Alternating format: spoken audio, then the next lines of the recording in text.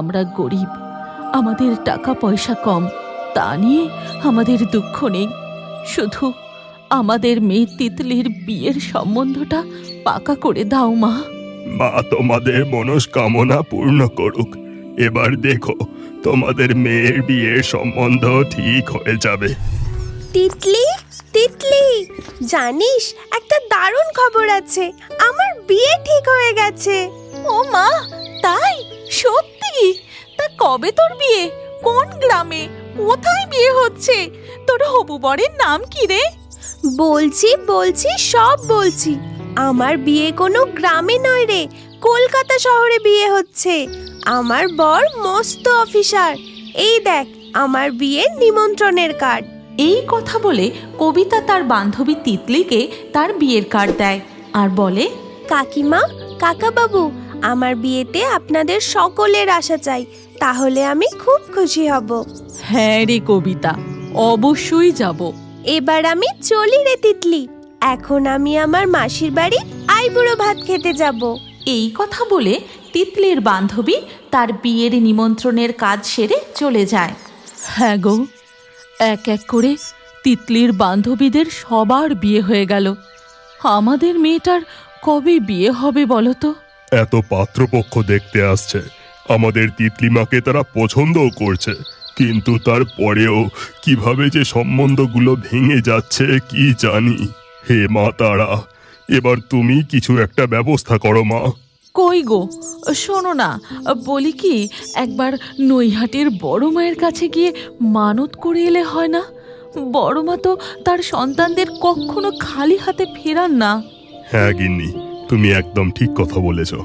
আমরা কালকেই বড় মায়ের কাছে গিয়ে পুজো দিয়ে আসবো। এর পরের দিন তিতলি ও তার বাবা মা নৈহাটির বড় মায়ের কাছে গিয়ে পুজো দেন এবং তাদের মনস্কামনা ভক্তি ভরে বড় মাকে জানান। তুমি যে করুণাময়ী, তুমি তোমার ভক্তদের কখনো খালি হাতে ফিরিয়ে দাও না। আমরা গরিব, আমাদের টাকা পয়সা কম, তা নিয়ে আমাদের দুঃখ নেই।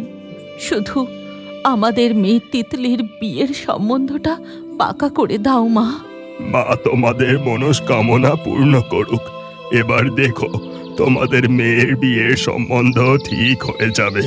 আর এই নাও, এই বেনারসি শাড়ি বিয়ের দিন তোমাদের মেয়েকে পরিও। ঠিক আছে ঠাকুরমশাই। মা যে তার ছেলে মেয়েদের দাঁড়িয়ে থেকে বিয়ে দেন, তোমাদের আর কোনো চিন্তা নেই। এরপর তিতলি ও তার বাবা মা বাড়ি ফিরে আসে আর কিছুদিনের মধ্যেই পাশের গ্রামের এক সুপাত্রের সাথে তিতলির বিবাহ ঠিক হয় এবং বিবাহের দিন সন্ধেবেলা যখন জঙ্গলের পথ দিয়ে বর বিয়ে করতে আসছিল, ঠিক তখনই একদল ডাকাত। কিরে, বিয়ে করতে যাচ্ছিস?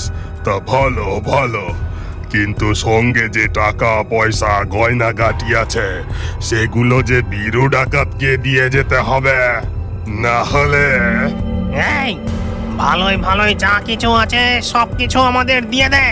দয়া করে ছেড়ে দিন আমাদের, যেতে দিন। সঙ্গে আমাদের তেমন কিছুই নেই, যেতে দিন আমাদের। এ কি বলে রে? বলে কিছু নেই? তাহলে যে তুই আর বিয়ে করতে যেতে পারবি না। দয়া করুন আমাদের উপর, যেতে দিন। মা তারা, রক্ষা করো। এমন সময় এক বুড়ি হারিকেন হাতে সেখানে আসে আর বলে, এ কি অনাসৃষ্টি কাণ্ড! এভাবে ওদের পথ আটকেছিস কেনে? বলি কি, ওদের যেতে দে। বুড়িমা, ভালোই ভালোই বলছি, তুমি যেমন এসেছ তেমন চুপচাপ চলে যাও। বেশি ফটর ফটর করলে। ওদের যেতে দে বাচ্চা, ওর যে আজকে বিয়ে, এমন পাপ কাজ তোরা করিস নে। এই কথা শেষ হতেই ডাকাত সর্দার তার কোমর থেকে কিছু একটা বার করতে যাবে, ঠিক সেই সময়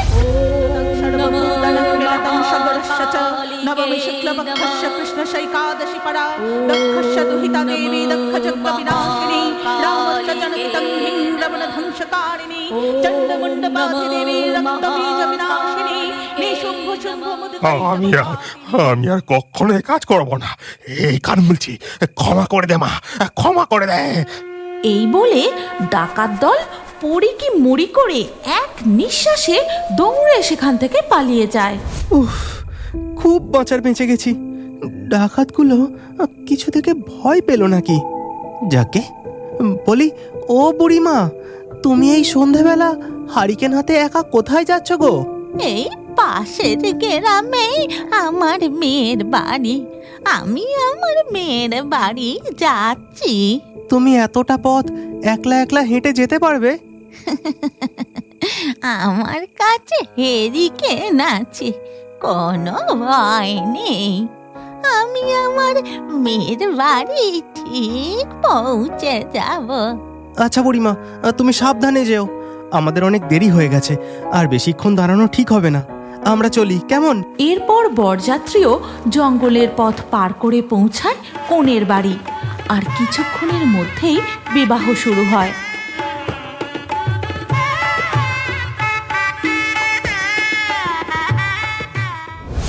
এবার সিঁদুর দান পর্ব। নাও বাবা, এবার সিঁদুরটা পরিয়ে দাও।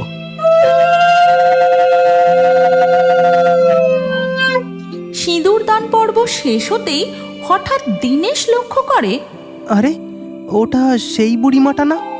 হ্যাঁ, তাই তো। বলল যে তার মেয়ের বাড়ি যাবে, কিন্তু এখানে কি করছে? আপনি এভাবে এক মনে কাকে দেখছেন? আমি? না না, তেমন কিছু না। আচ্ছা তিতলি, ওই বুড়িমা কি তোমাদের কেউ পরিচিত হন? বুড়িমা? কোথায়? কোন বুড়িমার কথা বলছেন আপনি? দীনেশ সেই দিকে ফিরে তাকাতেই দেখে সেখানে আর ওই বুড়িমা নেই। এ কি, এইমাত্র তো দেখলাম ওই বুড়িমা ওখানেই দাঁড়িয়ে আছে। কি জানি, আমি ভুল দেখলাম না তো?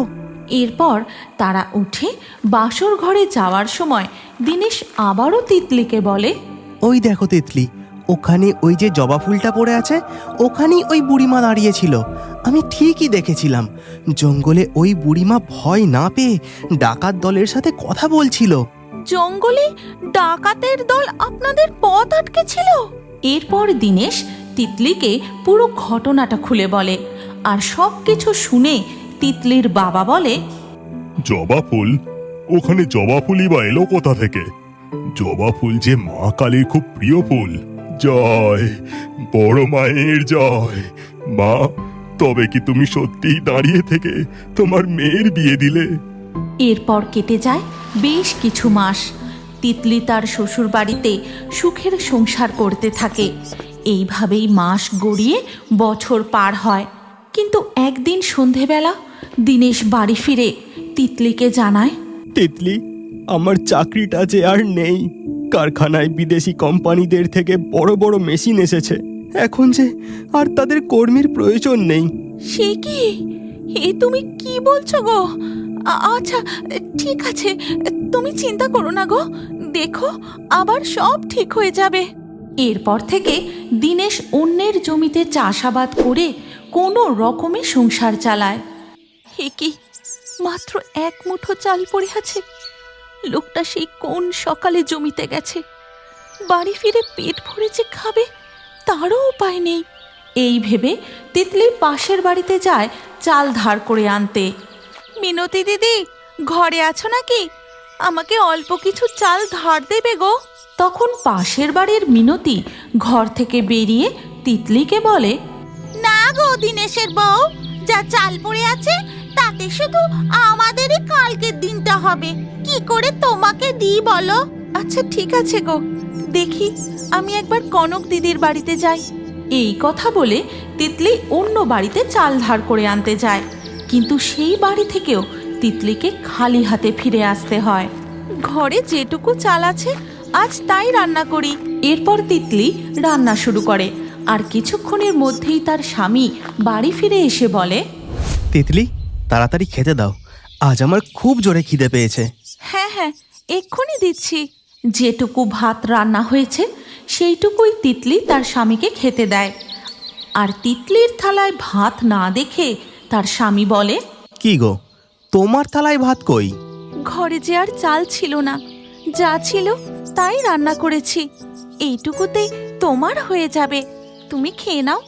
না, কখনো না, এর অর্ধেক তুমিও খাবে।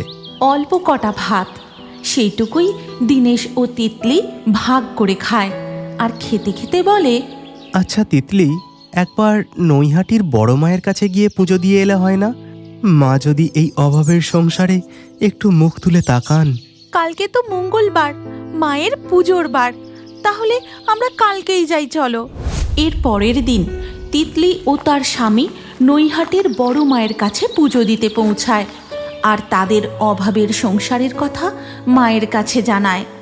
মা, তুমি তো করুণাময়ী, সবই তুমি জানো। তুমি শুধু দুবেলা পেট ভরে খাবার মতো অন্যের ব্যবস্থা করে দিও মা। তারা পুজো দিয়ে বাড়ি ফিরে আসে। এরপর দিন যায়, মাস যায়, বছর ঘুরতে থাকে। হঠাৎ একদিন দীনেশ জমির চাষের কাজ সেরে বাড়ি ফিরে তার স্ত্রীকে বলে, তিতলি জানো, আমি যার জমিতে কাজ করতাম, পঞ্চানন মশাই, ওনার বয়সের ভারে বিষয় সম্পত্তি জমি জমা আর দেখাশোনা করতে পারছেন না। আজ থেকে তিনি এই সমস্ত কিছু দেখাশোনার দায়িত্ব আমাকেই দিয়েছেন। এবার থেকে আমাদের আর অভাব থাকবে না গো। এই সবই বড় মায়ের কৃপা গো, এই সবই বড় মায়ের কৃপা। জয় জয় বড় মায়ের জয়, জয় জয় বড় মায়ের জয়। তোমরা যদি নৈহাটির বড় মার এমনই আরও অলৌকিক ঘটনার কার্টুন দেখতে চাও, তাহলে কমেন্টে নেক্সট পার্ট অবশ্যই লিখো। আর এই ভিডিওটিও তোমার প্রিয়জন ও পরিবারের সাথে অবশ্যই শেয়ার করে পাঠিয়ে দিও।